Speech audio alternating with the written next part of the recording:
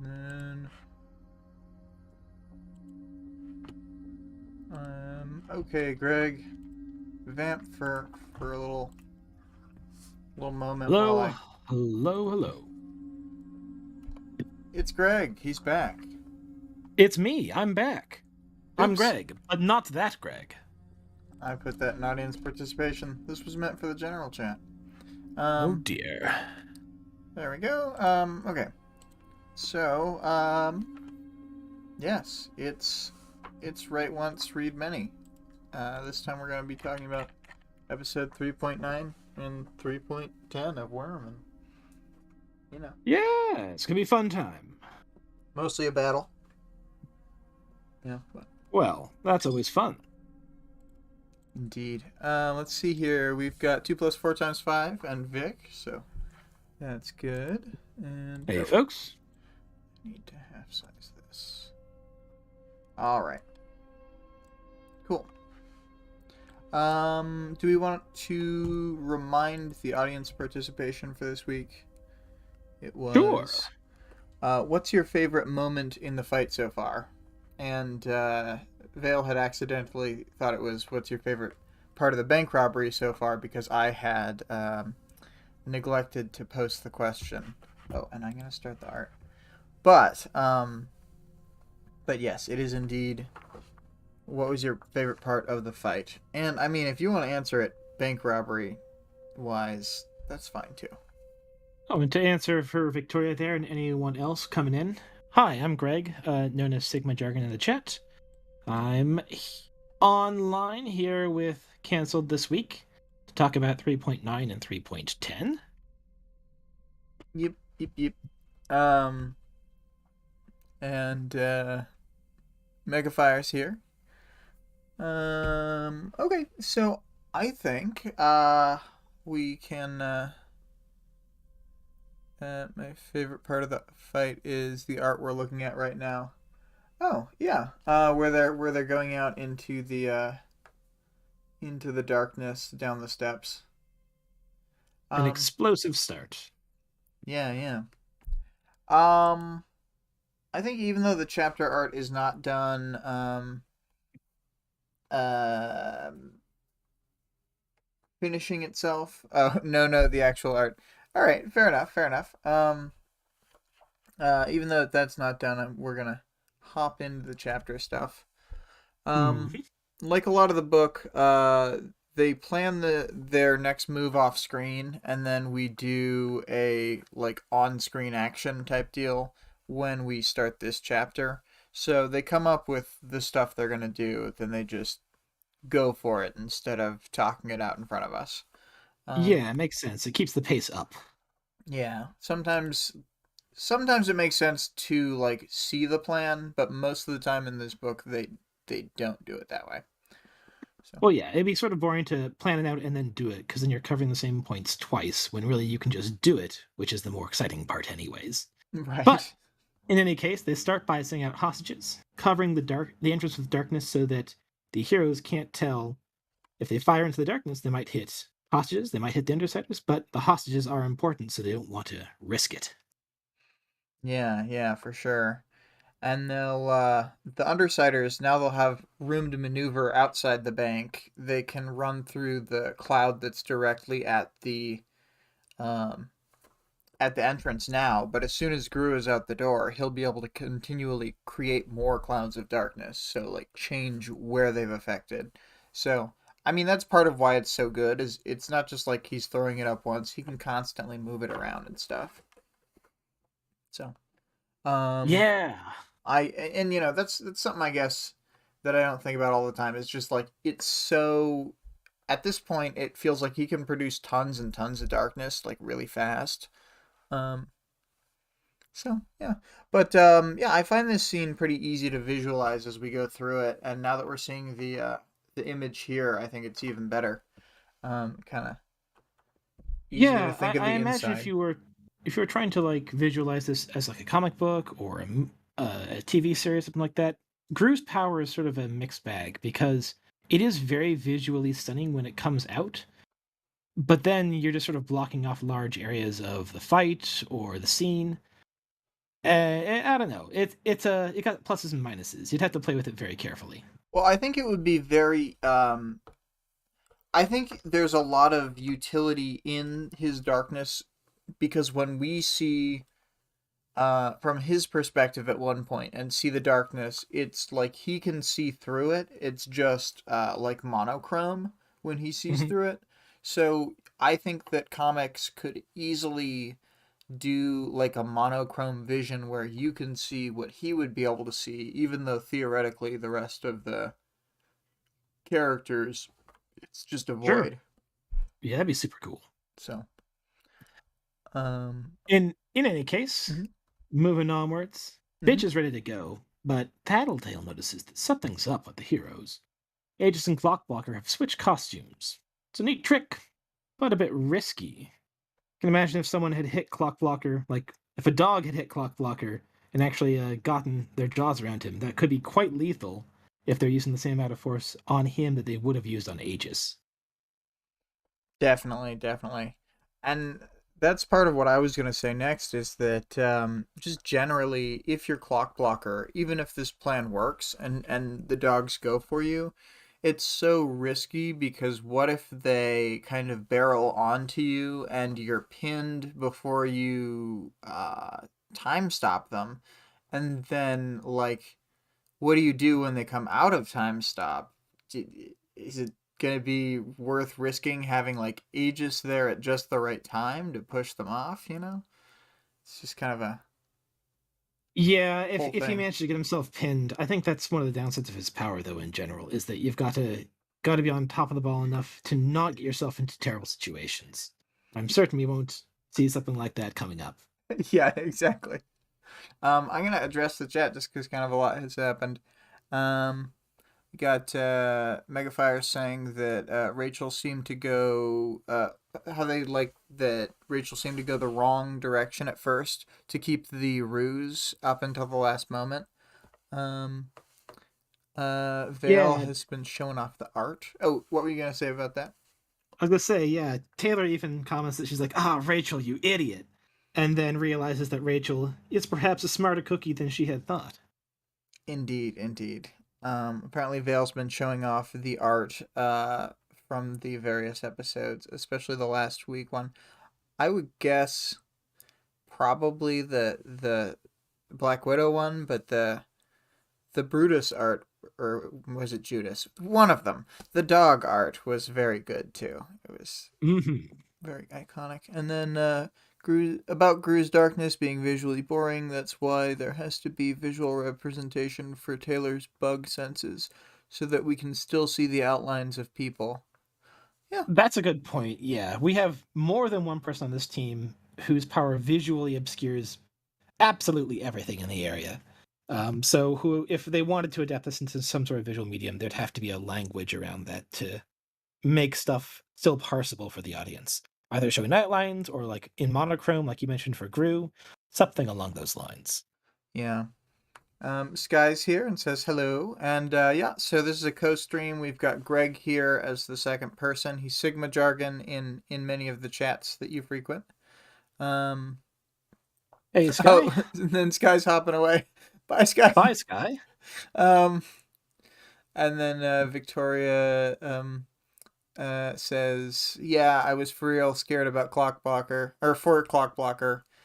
And then yeah, I can't believe how Taylor doubted Rachel. Yeah, what a non-believer. Um, anyway, I think we were around here. Um, I liked that the costume switch was seeded in by something that Taylor noticed, and then it's given like actual clarity with Tattletale's power. Um, uh, After she saves them from a major mistake and gets a compliment from Taylor, Tattletale grins and goes back to what she was doing at the computer, just like does her own thing essentially.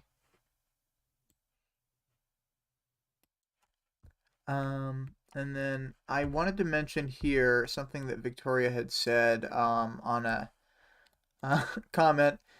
making a joke about how they describe Aegis as tan, and then like theoretically Clock Blocker is also tan because last chapter, um, last chapter Taylor had said that Aegis was tan, which would have theoretically been Clock Blocker. But I think that this was just a mistake. That it's like, oh, I came up with the idea of the costume switch when writing 3.9, that kind of thing.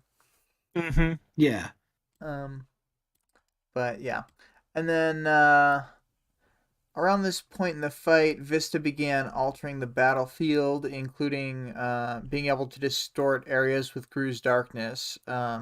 She's changing the shape of things so that it will be like super hard for the Undersiders to escape, funneling them down certain areas and making it like further distance to escape as well.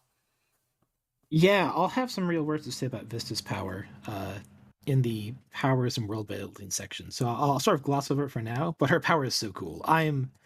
It's one of my favorites. Mm, mm.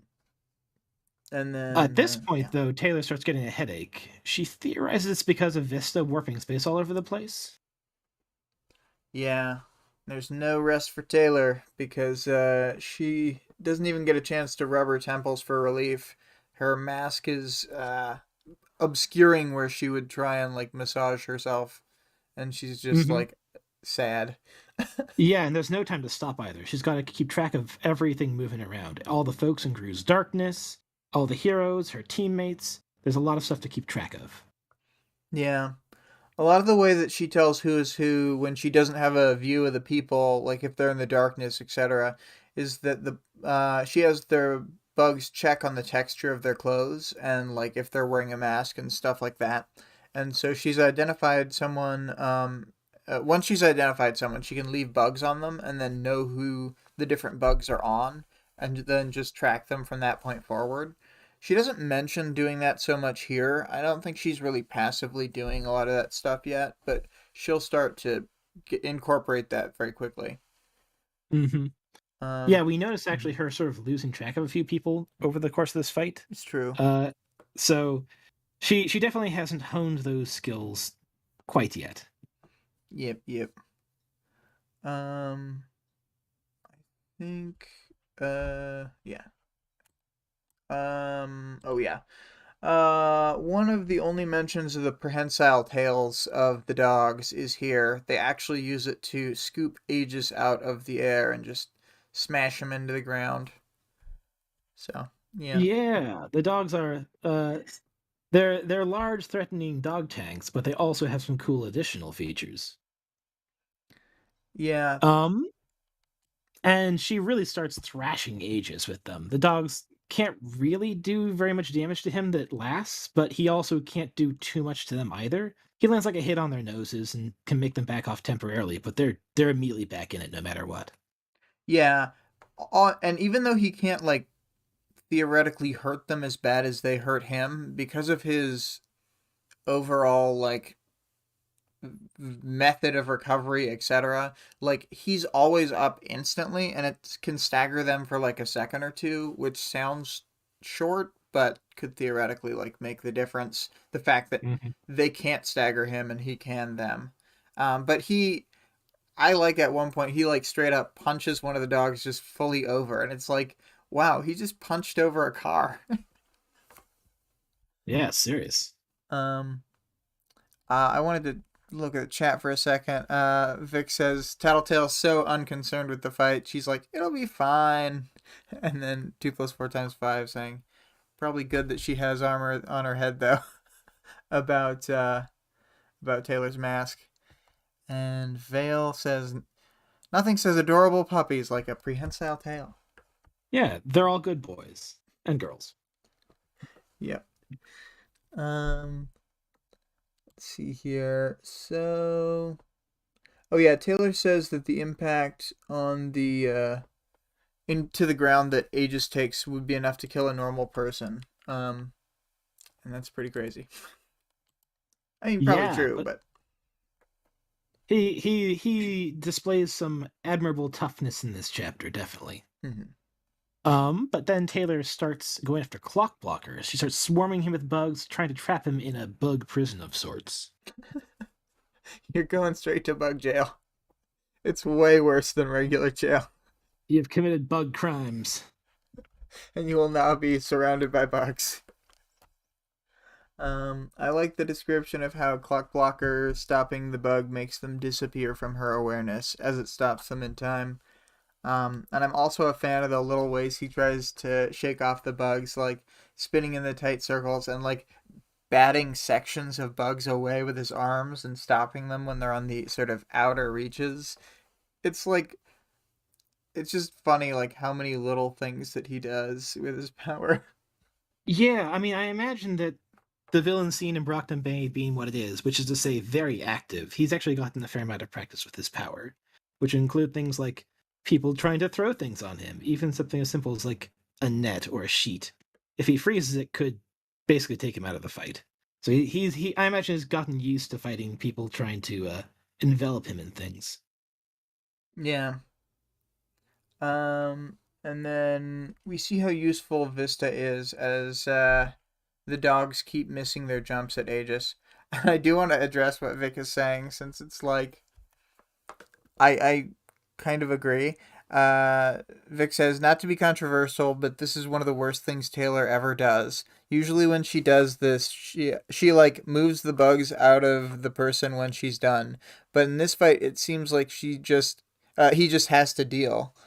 Um, I think that he basically has to deal, and whenever she gets the bugs back, she's recalling them for her attacks on like Kid Win, basically. But um, but yeah, it's just terrible. Like him having the bug stuck inside him and then starting to move again, and he has to not like flinch and like freeze the bug again. Ooh, it's making my sinuses kind of do that thing where you seize up just thinking about it. Like, Yeah, I'm gonna skip over a little bit to talk about this because definitely Clock Blocker tries to ignore the swarm. It doesn't really work though because Taylor is not going to be ignored. When bugs start crawling up your nose, down your throat, under your fucking eyelids. Eesh. He freaks out, but to be honest, he freaks out an entirely appropriate amount. Um yeah, and ugh, it's terrible. ugh. And Vic even pointed this out in a comment. It's terrible that he would have been fine in his normal costume, and seemingly Taylor kind of does an internal laugh at the fact that if he hadn't switched costumes, this wouldn't have happened to him. If he hadn't switched costumes, I wouldn't be able to shove bugs down his throat. Yeah, it's goofy. They put bugs in him. Yeah, Um, exactly. A yeah, full Kingdom Hearts. exactly. Vic says he's just full of bugs, and some of them will unfreeze before others. Yeah, exactly. Yeah, when they because he starts freezing them in when they're like crawling up his nose, or whatever else, which means that he can't move. They're unmovable, really. Mm-hmm. Mm-hmm. And he's just sort of got to stick there with a gradual trickle of bugs unfreezing in very uncomfortable places. Yeah, and Ugh. like we can only hope from our sort of like maybe he does just have to deal. It's not clear if because I guess Taylor's control is getting worse and worse too. But to sort of circle back to something, Vale says spinning in circles and using his power to freeze everything on one side is obvious training for blocker. But as a reader, it's amazing to see casually mentioned. Um, and then to be, Yeah. yeah, there's just tons of stuff like Well, that. But yeah, Greg, go on. I say yeah. Wildbow loves to drop little bits like that where characters will just sort of casually display abilities, powers that they're sort of built up, and it's really neat. Sort of brings a lot of depth to the world and the characters. Yeah, yeah. Especially like I feel like later in the book some of the characters who are like kind of official heroes and stuff have done like a lot more training and have like tons and tons of like tricks up their sleeve like that they've been specifically honing and you get to Mm-hmm. see just lots of that stuff later on. So that's cool. Um 2 plus 4 times 5 says, to be fair, it's probably difficult to move bugs out of someone's windpipe when their windpipe is clogged with more frozen bugs. Yes. Like, I'm glad that he didn't get totally just suffocated out, you know? Um, Yeah, that would have been quite bad for everyone involved, so thank goodness, but also, this also is not what I describe as a really great scenario either. oh, yeah, it's terrible. It's like Vic says, this is one of the worst things Taylor ever does. Vale says, Skitter to Clock Blocker visiting her. Would you like coffee, tea, juice, spiders? Clock Blocker. Spiders! Skitter. Spiders it is. A classic meme, yes. um, he can probably still breathe. Let's be fair. He can probably still breathe. Skitter. Welcome to Applebee's. Would you like apples or the bees? Oh. This would be a good plot twist if Taylor just accidentally murders a hero in her first fight. I mean, she almost accidentally murdered Lung in her first fight, so. Yeah, it's You know. true. It's true. Just continuing that theme of almost accidentally murdering people. Almost. Greg, I think we're ready for this. Sure. Yeah, we'll pop back up a little bit. Because we get to see the dogs do some cool stuff. We get to see Angelica wall jumping. I pulled out a quote here because it was pretty sweet. I waited for her to fall, but she apparently had no plans to do so. She gripped the stone of the building and windowsills around her with her 4 claws, tensed and leaped again from the side of the building. So the dogs can like sort of bounce between the sides of nearby buildings to get up and up, or just leap from them to grab poor Aegis, who's up there in the air. It's so funny. It's like awful, but they just like get him so easily. Like they miss a couple times, kind of, but Angelica manages to bite Aegis out of the air as she passes him with the wall jump. Even as he's stuck in the jaws of a giant monster, he still keeps punching away at it, and like she's shaking him like you know when a dog gets a toy or a rat and they just go He's nuts. the perfect chew toy. He can just keep chewing and chewing, and he keeps getting back up.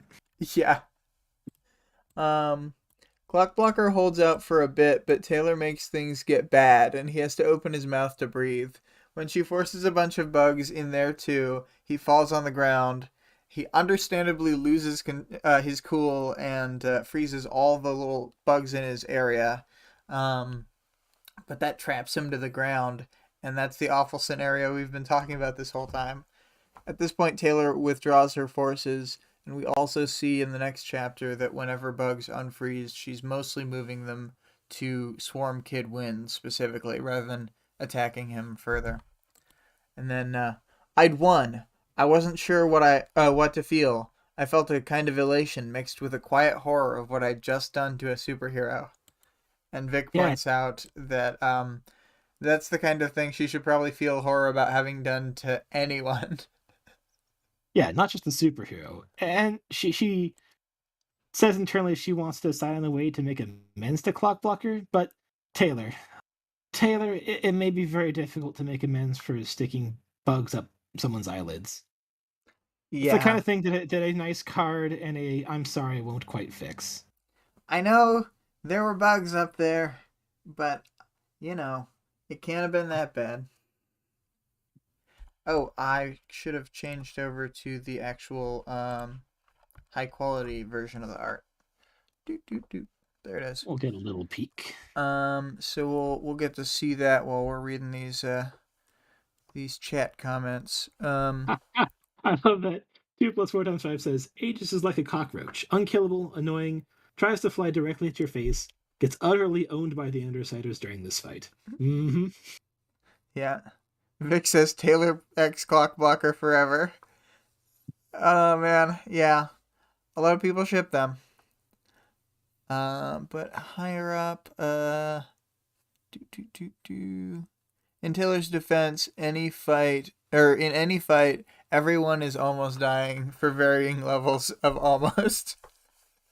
Yeah, I mean, because we see what it can look like when she goes more all out, using all the poisonous bugs. Mm-hmm. You can definitely tell that she's trying to pull her punches, but also trying to pull her punches is still some mixture of deadly and horrifying. Usually more horrifying. Like I feel like there's a lot of stuff she does later on that's like not very high chance of deadly, but it's incredibly just awful. Like she does a lot of Mm-hmm. awful stuff to people. Um, and then Vic says she's like, I could beat Vista in a fist fight, as if she didn't beat 6 foot tall Rachel in a fist fight. She's going to take him on a yeah. She's gonna make up to Clock Blocker by taking him on a hot date. That's what she I was saying imagine before. I imagine most of the folks here could take Vista in a fist fight. The problem is, getting to her. Yes, yes. And then at least she's going for the right, going right for the groin, like fight number one. Yeah. Oh man, Yeah, Vale. worse than bugs crawling down your throat would probably be bugs crawling up your butt, but let's not go there. So I'm going to start the chapter 310 speed draw. Um, and then we can talk about this first section as the drawing's happening, I think. Sure, yeah. So Aegis and Clockblocker are at this point basically out of the picture, which leaves Vista as the last priority target. I guess the rest of the words, just so much chopped meat. Yeah, it's crazy. Um, I like what you wrote here. Sorry. Sorry, words, you aren't important.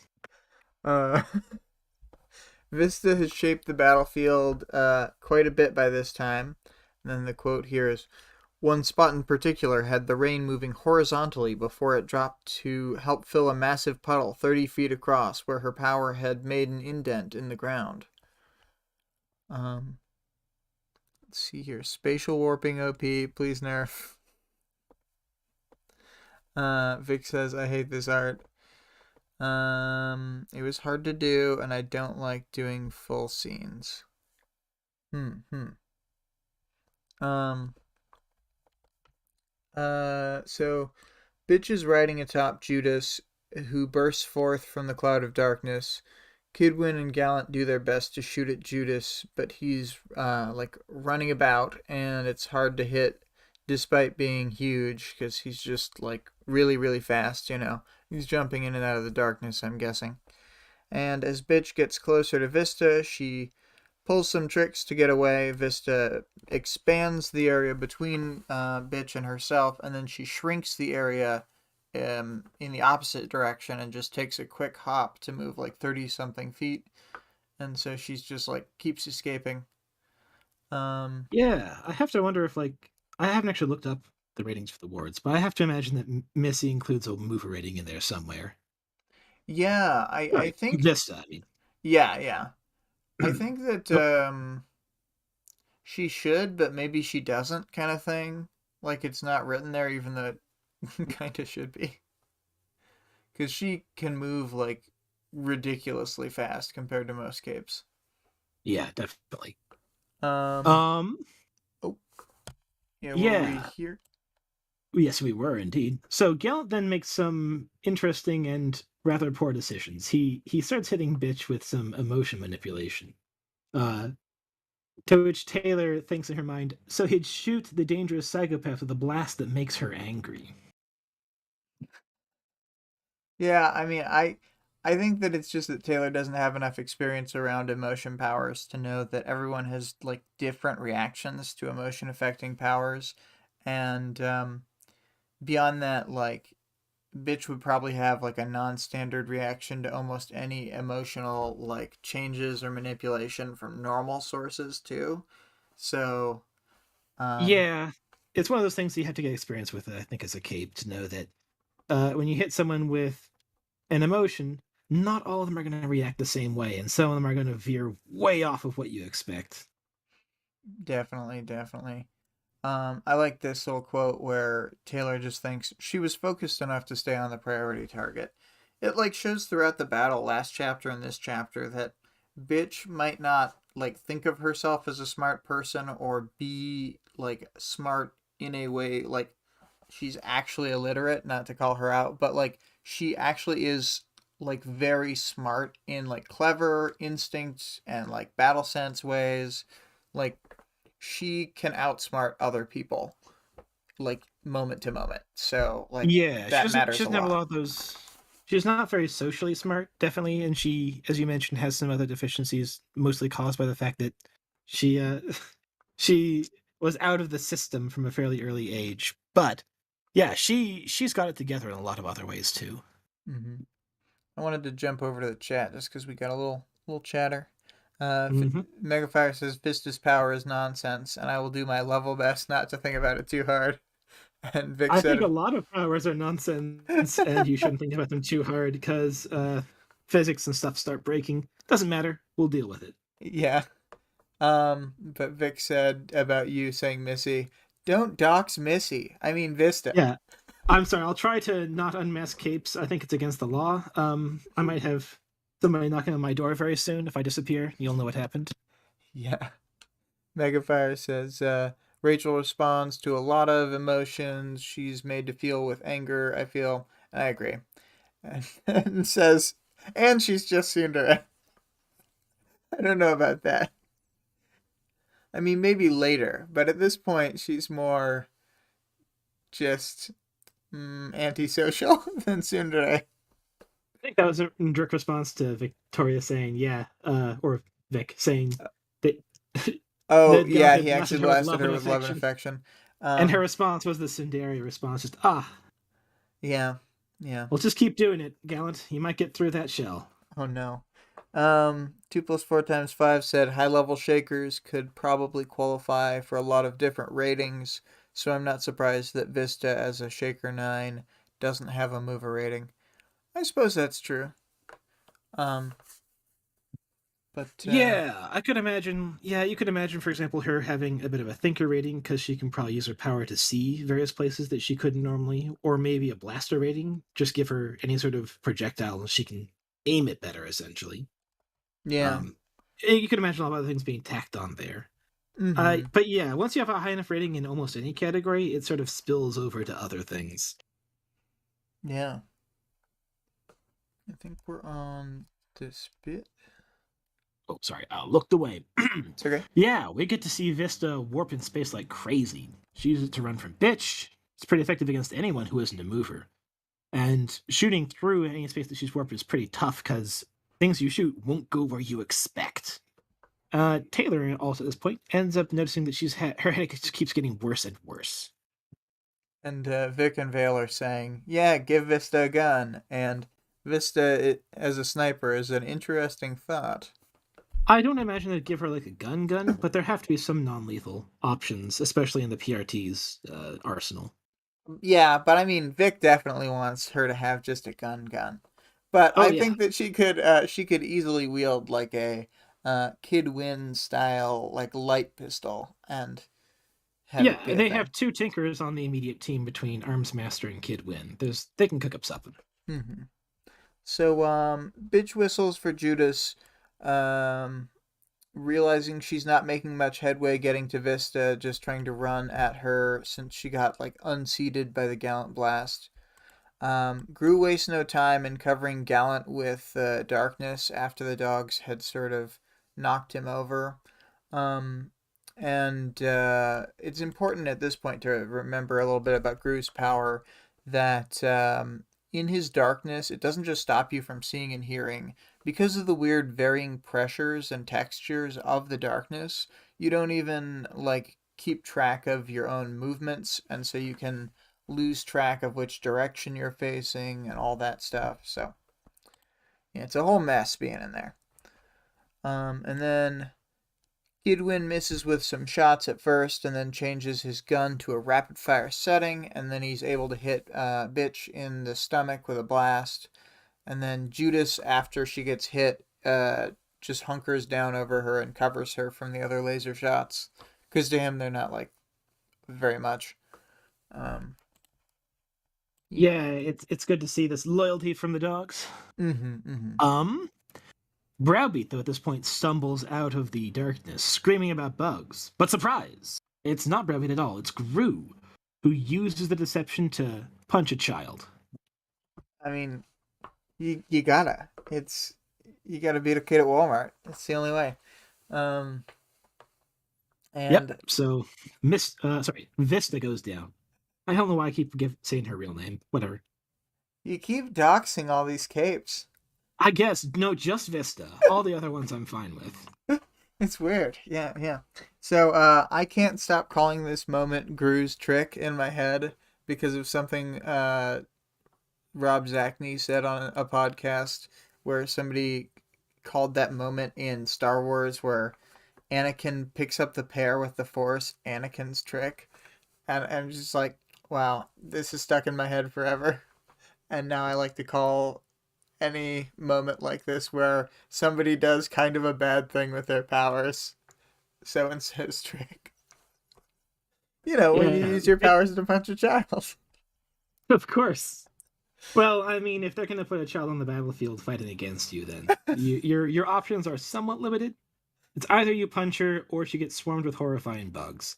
Yeah, And it's true. given the options, mm, mm, Mm. mm, So, this is another classic Taylor moment where she steals the trick that other people use with their powers. I knew that Vic would call that out even if I didn't.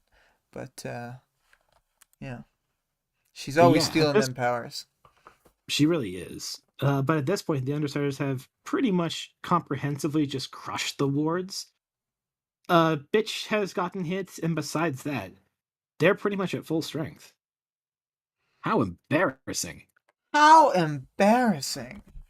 Um, Taylor updates Tattletale on the state of the fight, and Tattletale decides that it's a good time to run to one of the back rooms that they passed earlier, probably to steal some like really specific thing that she found out about with her computer snooping.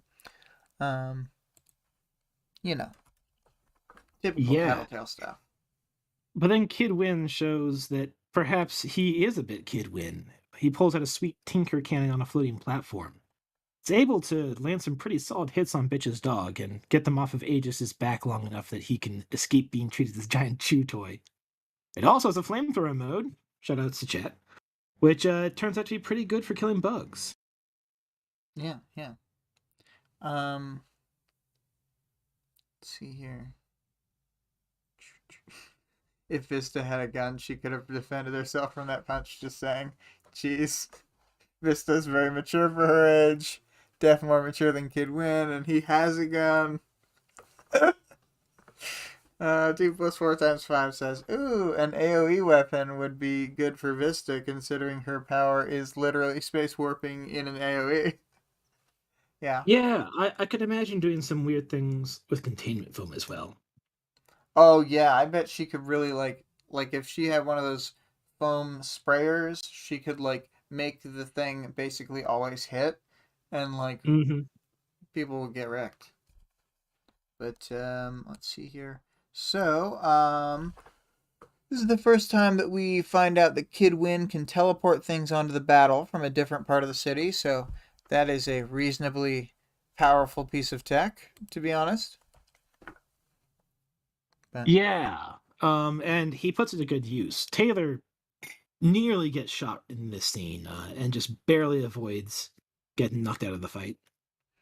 yeah, she doesn't realize that he can see her. She thinks that there's hostages near her, but then she looks around and realizes there aren't any. She's like already lost track of kind of a lot of stuff because of her headache. She's normally really on the ball like all the time, and she can't really focus right now. And it's not just because of the fight. Like her headache is clearly like some thing she's never experienced before. And she was already almost murdered once, you know. Uh, Yeah, so it probably isn't the battlefield stress. It has to be something else. yeah.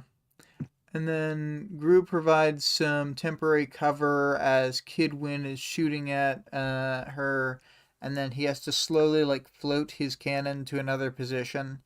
And Taylor decides to use her reserves from inside the bank and The one's breaking free of Clockblocker's power to press her attack against Kidwin, even though he keeps like lightning flamethrowing her bugs. Um, Yeah, but as you mentioned, her headache's getting really bad at this point, so she's having problems controlling her bugs, keeping track of the battlefield. Pressing the attack on Kidwin is becoming increasingly difficult for her.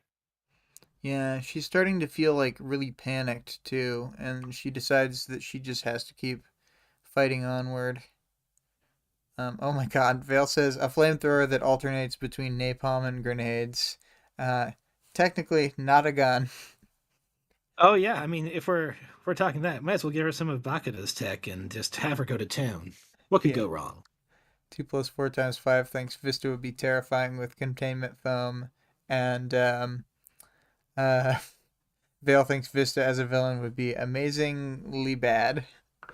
Um, yeah, she could murderize people for sure. Yeah, definitely. I'm actually sort of surprised they haven't given her some sort of containment foam deployment option, even like single-use things like containment foam grenades. That might be partially Wildbow, just this part of the story not having thought about its deployment in the PRT being so widespread, or maybe there's something in world about letting children have hold of it. I don't know. There might be some sort of certification. There's probably some reason, but you In could imagine her being very effective. Yes. in the very end of Ward, something that a character's thinking about as they're holding a canister of the stuff that makes containment foam wear off is that in the like setting that this is in, like this time period. Oh, I Mhm. gotta switch to the other high quality art. That one of those canisters would cost like $10,000 on the black market or something like that because they're so like not mass produced and like heavily controlled, and like they do have a high base cost to make even when they're like made in batches and stuff. So it's like a whole mess of a process. But That's fair. Yeah, but that's the dissolving agent as opposed to the foam itself. yeah, yeah, and then the foam itself, I guess you could be a little more free with, but you pretty much have to dissolve it afterward because you have to clean like the site. It doesn't I mean, I guess you could leave it around the city, but that seems bad. Well, yeah, and also just leaving people under it for however long it takes to break down naturally would be not great. Anyways, though, back to the actual chapter and less thinking about containment foam and Yes, Vista. yes. Aegis tries going right for the bank, but he crashes. Probably Alec stepping in to use his power. A dog goes for him, and then he flashbangs it right at point blank. He tries to repeat the success, but Gru uses his darkness to smother the flashbangs. Yes. So Gru's power is really clutch here. It can stop like not only the light and the sound, but also seemingly the concussive force to a certain degree. Um, so that's a lot. And it really saves them from getting Angelica knocked out. Boop. Yeah, this also is just us remembering, oh, right, Regent is here in this fight, because he had been mostly absent up to this point, probably dealing with Browbeat, but even so, uh, basically off screen. Um, but then he also gets to step up now and deliver a steaming plate of kid defeat. Yes. Um. So, I mean, do you want to describe what happens to him? I kind of I saw that and I thought you were gonna expand on like the sort of wrecking that happens to him here. I'll let you take that. Okay, let me look at the chapter real quick. Basically, uh, so Yeah, while you Regent. look that up, Oh yeah, go on. sorry, I was gonna say, Victoria's mentioning in the chat, Taylor, why does everyone keep tripping and dropping things? She just thinks the words are betas. Yeah, Alec probably has been uh, having a little bit of an effect on the fight up to this point and just making everyone on the battlefield on the ward's side that much less effective because Though we mostly see his power like having a bigger effect, he can just do like little dips here and there to trip people up a little bit. Yeah, so I'm gonna read a long-ish section from near the end of the chapter, but it's just like funny how quick this happens because he shows back up for this portion, and it's just seeing Regent approach. Kidwin turned his turret-mounted cannon in his direction. Before he could fire, though, Regent raised his two fingers. Kidwin lost his footing on his skateboard. The cannon shifted until it was pointing straight up as the young hero dangled from the handles, his weight altering the trajectory of the cannon. His board clattered to the ground a few feet away. Regent made a dismissive wave, and Kidwin let go with one hand, his fingers and arm curling backward in a palsied fit. Regent repeated the gesture, and Kidwin lost his grip to the controls, dropping a good 20 feet to the asphalt. And then, Yeah, I think we've just seen twice in a very short time how dangerous it is to be a flyer around Regent. for sure. And then, I mean, like, he just spends the rest of the time, like, Kidwin keeps reaching for gear, keeps trying to stand up. He keeps, like, knocking him over, keeps, like, stopping his hands from working. And then he just, like, hits him with the taser on a pole that he has. Because Yeah, you can definitely see that that's a perfect follow up for his power because he can keep you locked down until pop, you're out of the fight. exactly. And then I think that there's sort of an exaggeration here on in terms of uh like how far he falls because I don't think someone could actually fall 20 feet to pavement under normal circumstances and not be have broken bones, not be able to walk, etc., etc. Yeah, especially when it's completely uncontrolled because he's busy having muscle spasms and can't like tuck into a nice landing. So he just basically lands on whatever he lands on, which, yeah, 20 feet up is enough to break stuff really easily. Yeah, so that's a little silly. But we'll just say that he's got a super good armor on. His armor that Yeah, he made is so good that it doesn't even break his legs. Kid win armor. I think we're to this point. Yeah. So Taylor laughs in relief as Regent takes down Kid Win. I mentioned that taking down the wards, but here's where they really knock down the last piece. But then a freckled, brown-haired hostage whacks her up the head and says, "What's so funny, psycho?" Yeah, Yeah, this is our first like actual big cape combat, like a big multi-way cape combat. Powers flying everywhere, and I am here for it. yeah. I'm just a gigantic fan of Wildbow's action scenes. I think that he really shines when characters are under these special situations and scrabbling for victory against odds. Yeah, and when there's like a lot of moving pieces, because so many people counter each other so like hard but then like need to be in the right spot to do it. Um, so there's a lot going on at any given moment, like different people trying to maneuver into position and like Mm-hmm. trying to stop everybody else from moving and etc. etc. Yeah, we also see some folks really, even though you'd think their powers might be for counters for each other, like Vista should never really get within range of Gru, but he is able to use a bit of deception to take the upper hand. Right, and it only really works because like she doesn't super know Browbeat yet or anything, so like she doesn't know how he operates in combat, so you know, and Well, she doesn't. we don't either now, really, since we don't barely Yeah, see him. it's true. But I was gonna say also that like she hasn't expected to see Taylor, so she didn't expect there to be a bug person here. So like everything's throwing her off. I wanted to circle back on the chat because I had missed a little ways back. Vic had said, "I love that Scott from We've Got Worm thinks that containment foam breaks the universe, as if the universe isn't inherently broken." Um, Yeah, I think of it more as like a bit of a power leveler. It gives normal troops at least a bit of a chance against a lot of parahumans. Whereas, like, if you have a brute of a high enough rating, just nothing. Absolutely nothing happens. Even someone like of Aegis's level or Browbeat's level, they yeah, can just go through people like a bowling ball. But containment foam gives you at least something to work with. Yeah, if you use containment foam on Aegis, I think that'd be like pretty effective. I think he'd pretty much be done. Just be there. Yeah, and otherwise, if there weren't some tinker tools like that available for the PRT to use, they'd be largely useless. Yeah. Vic says, oh, in the character of Taylor, why does everyone keep tripping and dropping things? She just think the words are beta. Oh yeah, you read Yeah, that. She's I the did. Yeah, Alec fangirl. I think his armor is bouncy. Yes, Kidwin with his bouncy armor. That's what keeps him from dying. Either Wildbow or Taylor is terrible at guessing heights.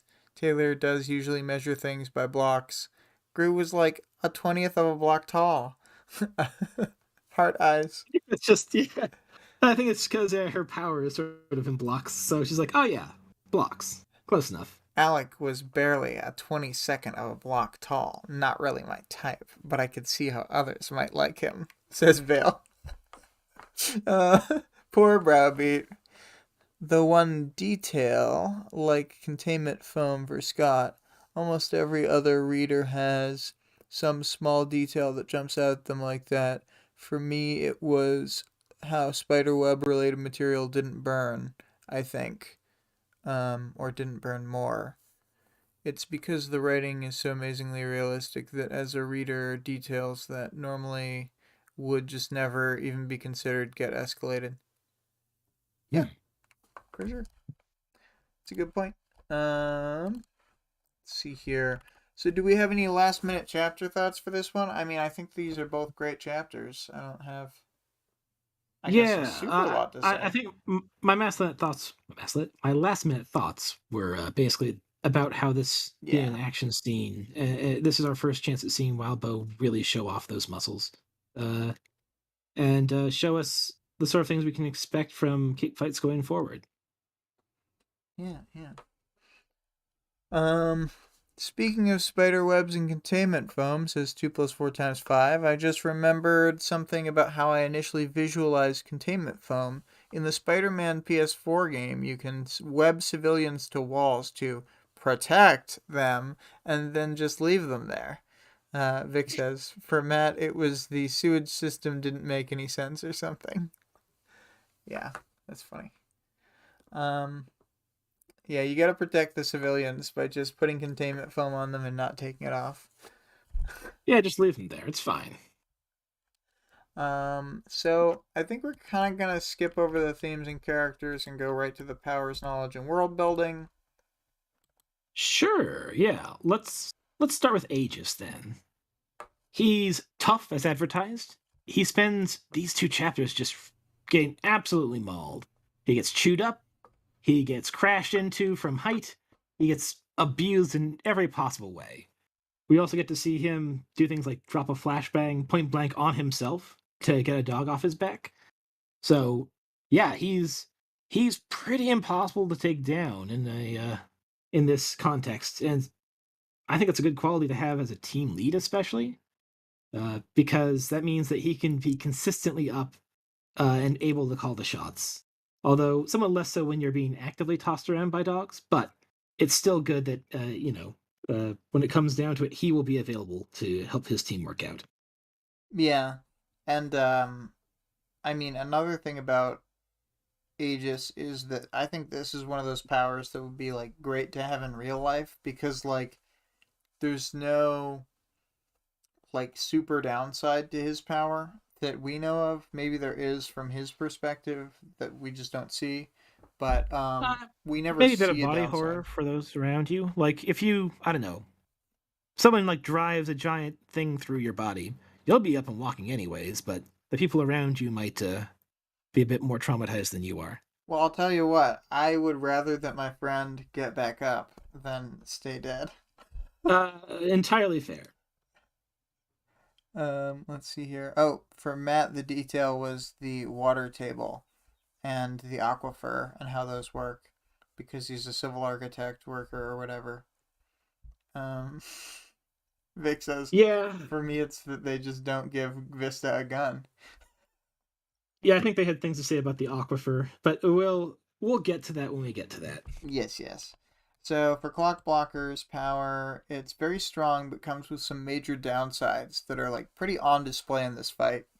If he stops something in time that then he's blocked by whatever he's just stopped just as much as anyone else.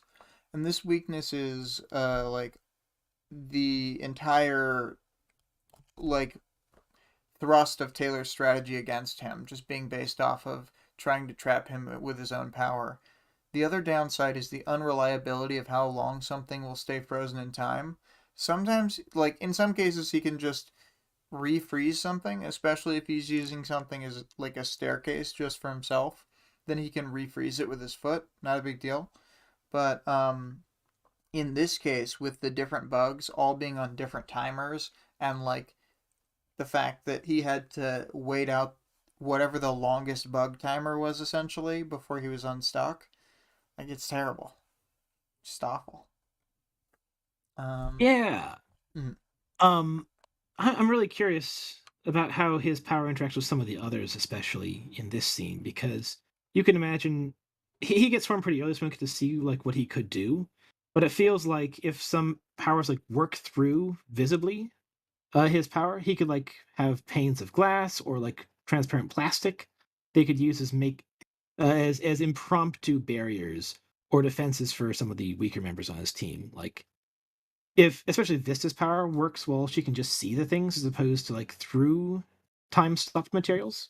She could yeah. pretty easily be entirely safe and able to control the battlefield. Well, I don't know how light interacts with like time stopped glass, for instance. Like, do you just see it as like That's a fair. I don't know if we know. Yeah, it could just like reflect all the light right off of it or absorb it all. I don't know. It could be well, I weird. was thinking it might show as exactly what the glass like was like the light refracting off it, etc. at that moment. So you also kind of time stop like a window pane that you can look through. That'd be cool. Huh.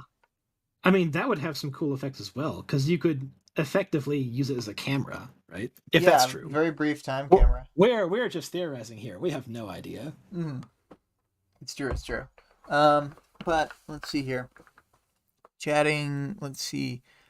Uh, Rob. Uh, Wildbow wrote this too well. It's his fault that everyone has a detail. Says Vale. Megafire says, as a team leader, you need three things: to see what's going on, to communicate what's going on, and to stick around in the fight long enough for this to matter. Two plus four Yeah, times that's a. five. Oh I'm yeah. just gonna Mm-hmm. highlight that. That's perfect. Yeah, that's exactly the sort of things you need as a team lead. And uh, yeah, as 2 plus 4 times 5 mentions afterwards. Yeah, he definitely at least we see that he is tough enough that he can stick around long enough in the fight. He's got flight, so he can survey the battlefield better. He has that effective thinker one power. Yeah. And then as far as communication goes, we don't really see it here, but the wards and the protectorate in general have comms and a console to help them coordinate. So communication is dealt with just from their equipment. Yeah. Yeah. Vic says maybe after a certain point he can kind of wiggle his way out from the frozen bugs in his throat. How horrible. What if he tore his esophagus on their creepy bug bodies? That'd be terrible. To be fair, like just breathing might be very dangerous in that situation. You could cut yourself so easily on bug limbs sticking out. I know because they become like completely immobile and they're still the whatever crazy bug shape. Yeah. Um, oh man, mosquito legs would be like needles. Um, Vale says maybe Aegis can also alter his biology to become a human megaphone. What Yeah, shout loud enough to harm yourself, and he can just do it over and over again. moose? Um, Vale, poor Clocky, spider breath for days. One thing about Taylor, we see her planting bugs onto people to track them. We never see her taking them back. I like to think after a Taylor encounter, everyone has surprise bugs when she leaves. Yeah, Yes. you just suddenly realize, oh wait, I have a fly like under my jacket. It's been buzzing around there for a bit. Yep, yep. Oh, and then 2 plus 4 times 5 mentions the paper and cloth shields that Clock Blocker will use for his team which it is Yeah, mentioned. I mean, I was thinking about that, but I was wondering about how powers interact through time frozen materials, like Yeah. Vistas, for example. Or I don't imagine Grooves would go through it, but Vistas might. I was thinking like even clock blocker, like I thought what's his name?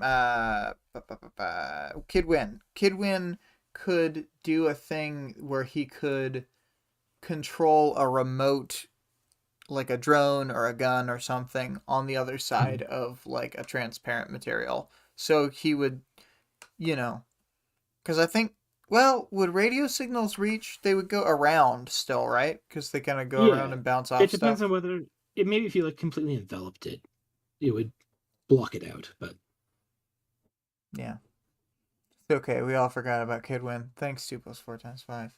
Um, Clockblocker's normal costume is a much better suited to his power. He's able to defensively freeze his normal costume if things get to a bad point, and the bugs wouldn't have been able to get to his face in his normal costume even without that because he wears a full pane mask. And a lot of costumes are directly based on what the wearer can do. Like Clockblocker's costume and Gru's costume is also directly based off his power. yeah, absolutely. I think we can move on to Vista now, though. Yeah, good. Vista. We finally get to see her power in action, and it is very impressive. Her team gets placed faster, and her enemies have to literally climb uphill both ways in the rain. She can warp the terrain into walls or depressions. She can enter projectiles to defend her team.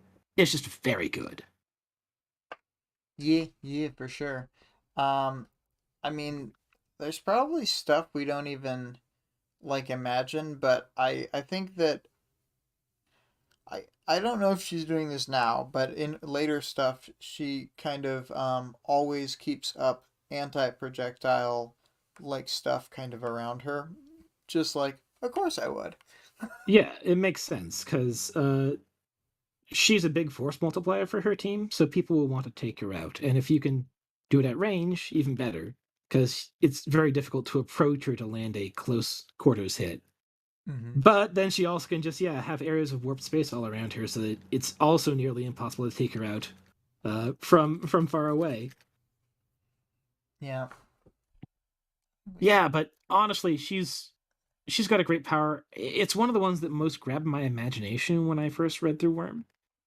It does so many things. You can imagine it being used so many ways. Like she had mentioned, you'd pulled this quote up before. I'll read it again because it's really cool. In some of the areas Vista had warped, the rain wasn't falling in a straight line.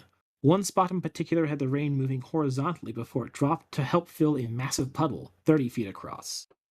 So I mean, she can twist things around pretty heavily. You could imagine her doing things like twisting space so that she can walk up the side of buildings, or It creating a doesn't get giant puddle like mentioned. this and then dropping them on people. Yeah, it doesn't get mentioned that often, but when Tattletale first introduces her powers, she mentions that she has some weird stuff she can do with gravity. And I think that that's just thrown in there to explain why she can like turn a place upside down without you just falling. So like she could Oh definitely walk up gosh. walls. I mean, I'd be interested, like, if she can. I don't know how fine control she has over it. You could imagine her like sticking people in like little closed loops of space where they're sort of just falling in a circle. Yeah, I mean, yeah, that is something she can essentially do. I think we see her do that at a certain point. Maybe not You can, in this story. I mean, if and thinking of that, if you could give her a frictionless environment, she could probably spin up a projectile pretty fast doing that too. Yeah, that's true. That's true. Let's see here real quick. So, well, if she can work through like glass or whatever, she could work through glass that was thick enough to house a vacuum inside. And then Hmm. in that vacuum, she could cause like a gravity loop. And so it wouldn't have air friction and it wouldn't have like side of the housing friction. It would just be spinning in a vacuum. So perhaps we could get something Yeah, going at the should Tinker probably Lab. need some help because you'd have to. The whole point of such a thing would be to let the projectile out at the end and hit something with it. That's what the Um, Tinkers come in for. yeah, exactly. Then you gotta flush it out to make it a vacuum again. But Um, that'd be super cool. moving over Rather to. lethal, but Oh yeah, rather because cool. you'd be hitting them with such force if you were spooling something up. Like I'm assuming that she'd be like super looping it, and then just you open it at some point, and it just like flings straight, and it's like ultra deadly. Unclear how it would interact with like the fact that it's leaving a loop. I guess she could like make the a straightaway with the gravity. I don't know. I need to stop theorizing about Vista guns. Um, Well, Vista and guns, a natural combo. exactly. But to get back to the chat for a second, because I think we would be moving on to Kidwin, but just want to catch up with people. So it seems like Aegis would be immortal if something didn't directly kill him, says Vic. And then I'm going to start calling Yeah, you 22, 2 plus 4 times 5. Your name's too long, 22. I was gonna say, Aegis and Lung are sort of similar in that way that you sort of have to alpha strike them to take them out of the fight. Just utterly nuke them. Yeah, Um, that's all exactly. right. 22 says, yeah, it would take a lot to flat out kill someone like Aegis, but he's not 100% immortal. Vic says, it still seems dangerous, like if he froze his costume in a bad moment, he might suffocate. Oh, clock blocker. Um, Vale says, Tattletale, before this encounter, briefed the team on what to expect from the heroes. The hero side was also briefed on the Undersiders. They didn't expect an insect plague. 22 says, hopefully Clock Blocker has like an oxygen supply hidden in his costume or something. Vic says, oh my god, true. They were probably so scared. Yeah, like Yeah, I think you about walk that a into a lot. scenario and you think you know what you're going to be facing, and then bam, you're covered with bugs. Yeah, like totally brand new capes are always like super dangerous. There are a couple of points in the story where Taylor fights somebody who she totally doesn't know what their power is, and like it's always like, is this the end? Even though they might not even have a good power, because the chance of them having some, I don't know, just horrifying nightmare power is pretty high. Um, Yeah, then Vale says they switched costumes to deal with Rachel in all likelihood. She is the only heavy hitter on the team. Yep. Yeah, they just didn't anticipate the effect essentially of having Tattletale on the team as well. She can see through such deceptions, but to be fair, I don't think the heroes at this point have a very good idea of what Tattletale does. yeah, I think it's true. They probably. I don't think they don't seem to have a good idea of what Regent does at all either. Maybe maybe Armsmaster knows, but it seemed like um even though Browbeat had fought him before, he still didn't seem to know how to like describe it well. Well, I guess we Mhm. haven't seen that scene yet, um but 2 plus 4 times 5 continues the Vista gun conversation. Falling in a circle, it'd have to be a pretty big circle for them to overcome their initial trajectory. Wait, never mind, she can increase the size inside the circle to be big enough. Yep. Damn you, Vista. Why are you better at making guns than Kid Win? So, he hovers around the battlefield. He has weapons with multiple settings. It sounds good. He's got that big teleport from the other side of the city. He's got his Yeah. I wanted visor that to lets him see. Mm-hmm. stop and mention that the teleport is pretty cool. You can imagine that being ultra useful for anybody to be able to pull in the tools they need for a particular problem. So he could have a bunch of different options available to him back in the workshop that he can just snap his fingers and pull in when it's most appropriate.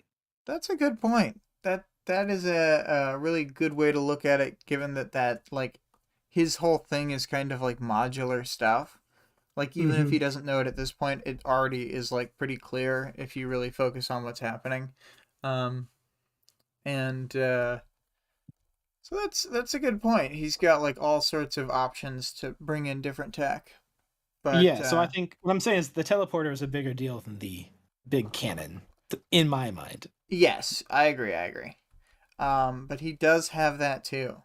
But since he's on the hero side, he's not supposed to do the kind of collateral damage that you see him doing here, just like blasting away at the street with a big thing and just like taking pot shots at the enemy. Um, he is the one to successfully take bitch out of action, which I think most people don't even remember since he gets chumped so hard by Regent. But he's literally the only one to take down an Undersider. He kid wins against her. Um, he has a real like missed it by that much vibe overall as a cape. He he's not really like a bad tinker per se, and his tech is actually really good, but he never gets the chance to like leverage it in combat. And like, sorry to spoilies, but he kind of continues to not do well for a while. Yeah, you can imagine that if he wasn't a ward, if he was on a team where he could flex those muscles a bit more, he could have had a lot more success. But he's sort of hobbled by "Don't blow up buildings, kid win." Now, like later we do see him like going all out on some people and like just directly like, oh, I'll just level an entire floor of a building because like that's the kind of situation we're in, and like it's pretty effective. Mm-hmm. Um, so all of his current tech requires like manual inputs by like hand or by foot, and they can all be interrupted by Regent. So he's essentially useless as long as Regent is actually focusing on him, and in the end, he gets tased. Um, let's see here. Judging by Taylor's conversation with Arms Master, the heroes definitely didn't know that Tattle or what Tattletale does. I mean, that's true. I was thinking about Regent though. I don't know if they know what Regent does. Um, let's see here. Yeah, it feels like they just don't have very much information on the Interceptors in general at this point in time. Mm-hmm. They know what bitch does because she's public, but that's about it. Yeah. Um, Everything else is a bit obscured. Especially regarding the newest cape on the Interceptors, Bug.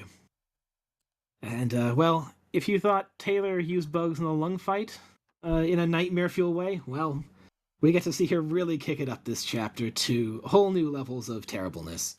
Uh, Clockblocker is not at all happy. I'm certain he'd have some complaints, but he can't talk because there are bugs down his throat, up his nose, and under his eyelids. Uh, we've spent most of the time talking about Taylor anyways because she's our POV character, so I'm going to sort of gloss over it and just mention then also these headaches that keep getting worse and worse as the fight goes on, which I'm certain also at the very end of the chapter getting smashed right in the head probably doesn't help with that either. yeah, getting mashed by a fire extinguisher. Mm-hmm. Yeah. Um, and to think she could have just used that fire extinguisher to spray at bugs. What a mean teen. Um, that Amy. Uh, Mm-hmm. Oh man, real spoilers there. a mean teen for hitting someone with a fire extinguisher. I think that's fine. Let's see here. Um, so bitch, we've got the three dogs bring a lot to the table. They give the Undersiders the power to fight like brutes, mobility in both like fights and escapes. The dogs are able to operate by smell alone within Gru's darkness because smell is one of the things that the darkness doesn't actually block. Um, they're like just so omni useful. Like bitch's power is so good for like the level of like parahumans they are, where they get like better than vehicle rides that can like move in ways that almost nothing else can. It's crazy. Yeah, she has a lot of utility because she's both mobility for her team. She can get her team to and from places pretty quickly, riding dogs. But she's Mm-hmm. also like a multi brute. She's a brute that has multiple bodies essentially that she can use to go around and knock people around, which is so useful. She's quite the force on the battlefield. Mm-hmm. Vic complained about the way I talked about it. The three dogs bring a lot to the table. No dogs at the table. Um. Anyway, we'll probably talk more about Rachel's dogs a lot in the future because they are heavily featured in this story. Yep. Moving on then to Gru. We've seen his power before, but now we actually get to see some of his combat applications. He gets to set up darkness uh, right on top of some hostages, so his team is able to move out under cover of that darkness, and the heroes can't even take pot shots without potentially risking the hostages. He does other things like covering a flashbang to nullify it. You can imagine him doing things like just covering his team instead temporarily, so that the flashbang would go off on the enemies and not on his own folks. Um, And then you also see him using darkness that sort of sticks to him a little bit, so that when he stumbles out it, pretending to be Browbeat, you can't really tell who it is until he's close enough to clobber Vista. Mm-hmm. Mm-hmm. Yeah, we also get to see some like little details because his power seems sort of like a fog or sort of like a gas because it flows out of his mask and stuff. But it doesn't behave like a fog would because it's raining during this whole scene, and the darkness doesn't get washed away. It sticks to the battlefield as well. It's pretty cool. Yeah, it can just hover in the air there. Hmm. Um, let's see here. It So really does feel a lot like an RTS Fog of War. It yeah, just, yeah, it really it's almost does. exactly that. Yeah. Um, like I'm trying to think of like other ways to describe it, and you're right. I also I just like the idea that it's like hard to tell where it is because it's flowing and it doesn't quite stay in the same positions, and it's such a thorough like break from reality. Um, that was always interesting to me, like especially the time that Taylor's talking about it the first time in the loft. Hmm. Um, the chat's going wild here. Vale is thinking that Vista's best weapon of choice would be a lasso, due to they could like throw it out there, use the space to grab somebody, and then have Clock Blocker um, stick them with the time power. Yeah, yeah. Coming up with cool combos of powers is one of the joys of Wildbow's works. Mm-hmm. Vic says Vista lasso with a nunchuck on the other end. It's like the sword chuck idea. Everything just needs to be more. Or a whip dagger. Imagine Vista using a grappling hook. Definitely. Um, Megafire wanted to say that they were good dogs. Um, Moving on to Regent. Regent had been stun locking Browbeat off screen the whole time, but then he strikes from the shadows to make a flying cape crash instead of getting where they wanted to go to keep the other side off balance, countering or counting his appearance as when he messes Aegis up. Regent shows in about 75% of the way through the chapter, then takes down Kidwin, who would become the biggest actual threat with the alternator cannon. And then very casually, in like a matter of seconds, Regent has him on the ground, tased. I think Regent's power is, as always, super underrated. Super great Yeah, power. people tend to play it down, him making people twitch and flail around, but it's very effective. Yep, yep. Um, let's see here. I think we're down to the audience participation, which, I as we guess I said, guess I'll oh yeah, we there was at least one other person I served in at the list that I forgot about him until you just mentioned him. Browbeat, he's there, I suppose we should mention, but we don't get to see his power in action, sadly.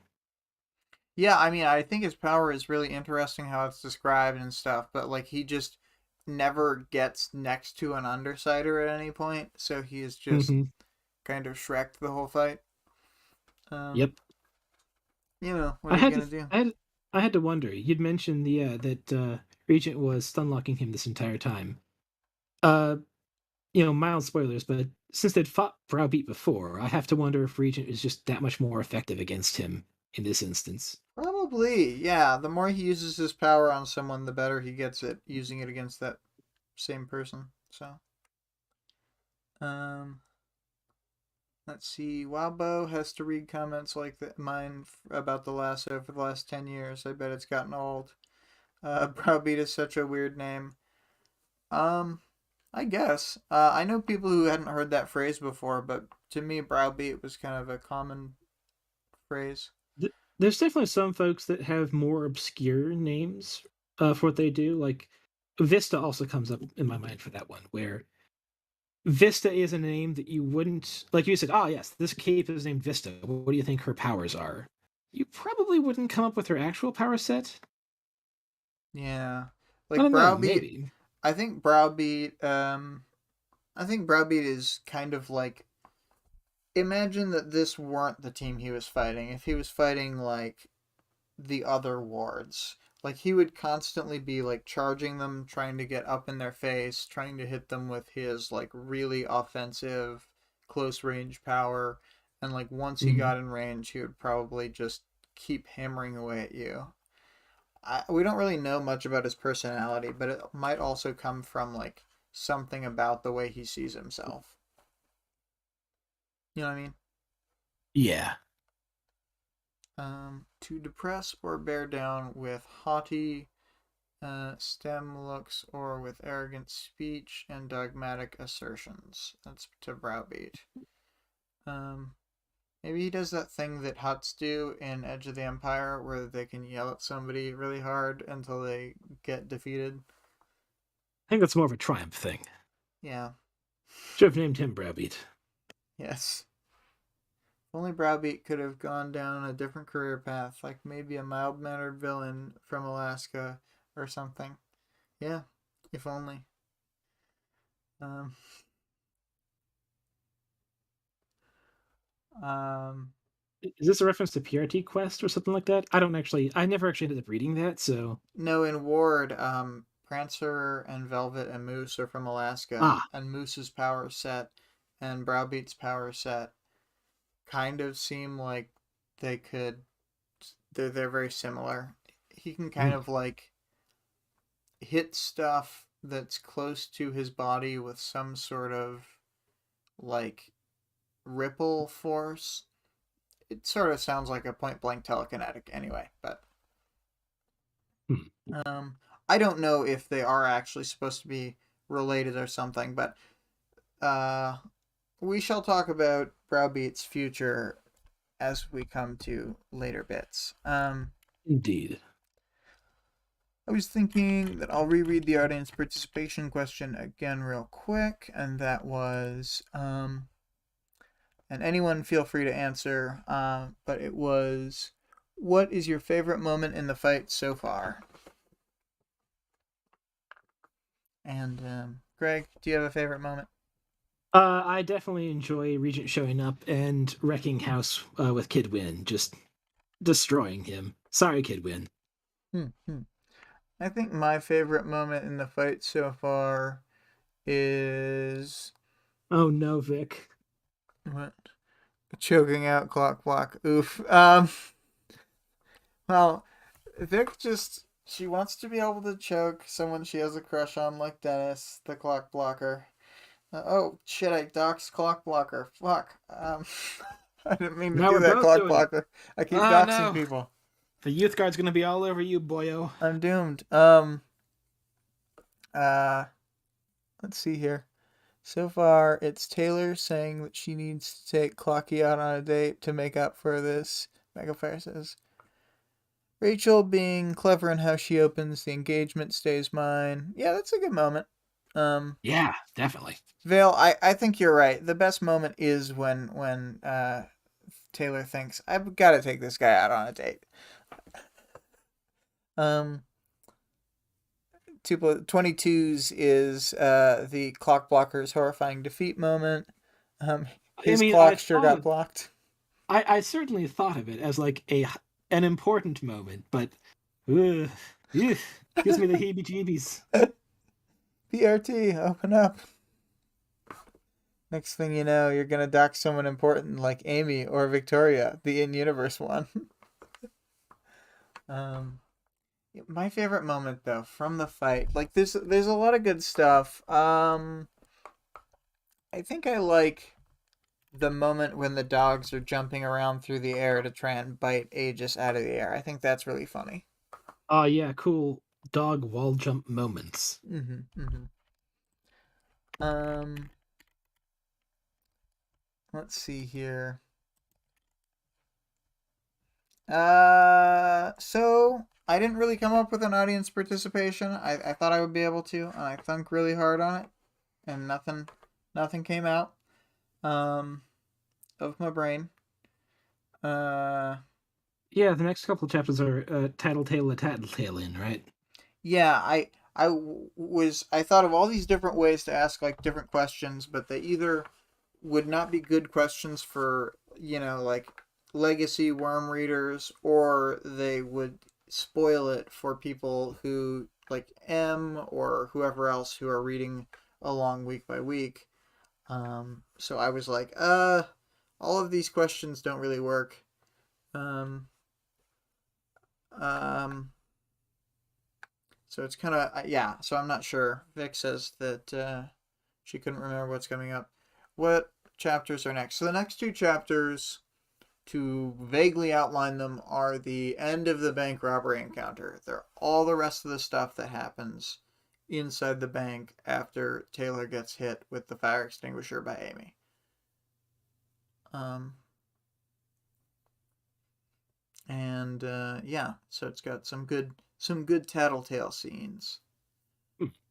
Well, Um, okay. If we don't have a good audience participation question, we can always sneak up one and post it in the next couple of hours. There's no huge rush, I suppose. yes. Or Well, yeah, we can audience participate the audience participation question. yeah, we can farm it out real quick. We can vamp about something while that's being farmed out. Um, oh, what do we think the secret is? That's a good question for the noobs. So yeah, anyone who doesn't know is allowed to answer that question. It's, what do you think that the secret being discussed in chapters 3.11 and 3.12 is? Um, and for people who do already know what the secret is, which is your favorite of Rachel's dogs? Oh, That's a tough question. That's a real tough question. all right. So these are the split questions. What is the secret being discussed? And